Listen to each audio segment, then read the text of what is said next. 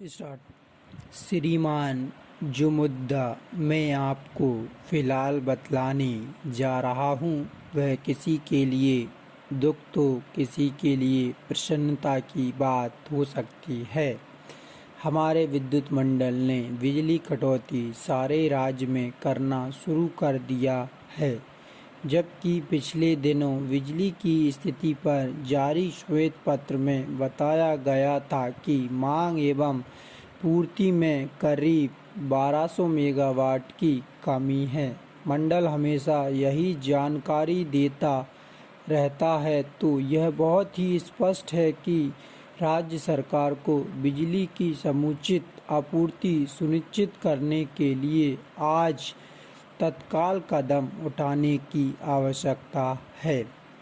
बिजली के क्षेत्र में भागीदारी के लिए राज्य सरकार ने निजी क्षेत्र में भागीदार बनाने की दिशा में राज्य सरकार ने निजी क्षेत्र को आमंत्रित किया है।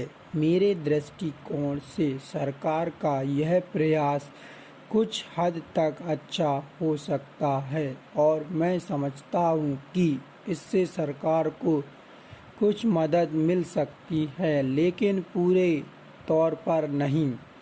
कुछ समझौते पहले शासनकाल में और कुछ वर्तमान सरकार द्वारा संपन्न किए जा चुके हैं।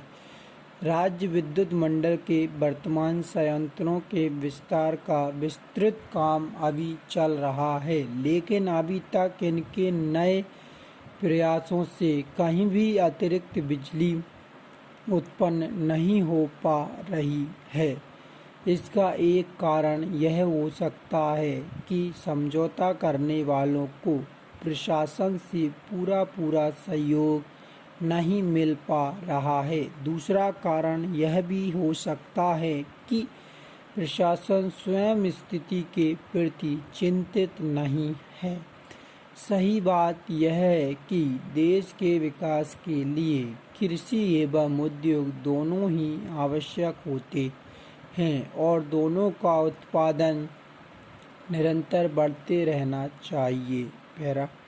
मुख्यमंत्री ने बिगड़े ट्रांसफार्मर को तुरंत सुधारने के निर्देश दिए हैं। कम शक्ति वाले ट्रांसफार्मर को बदलने के लिए निर्देश दिए हैं। साथ ही लाइनों के रखरखाव आदि के लिए भी निर्देश दिए हैं।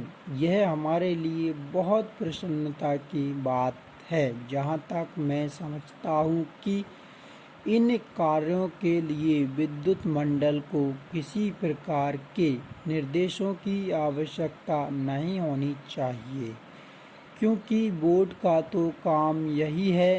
एक ओर बोर्ड अपनी कार्य दक्षता का दावा करता है, तो दूसरी ओर चारों तरफ से बिजली की अघोषित कटौती से जनता परेशान रहती है। हमारे राज्य के कई जिलों में वर्षा सामान्य से अधिक हुई है, तो फिर राज्यव्यापी कटौती की क्या ज़रूरत है। इन सारी अनियमितता एवं बिजली कटौती के बावजूद बोर्ड का प्रयास यह रहता है कि आप वृद्धि के लिए अपनी कार्यकुशलता में सुधार करने की तुलना में बिजली दरों में वृद्धि के माध्यम से आय बढ़ाई जाए।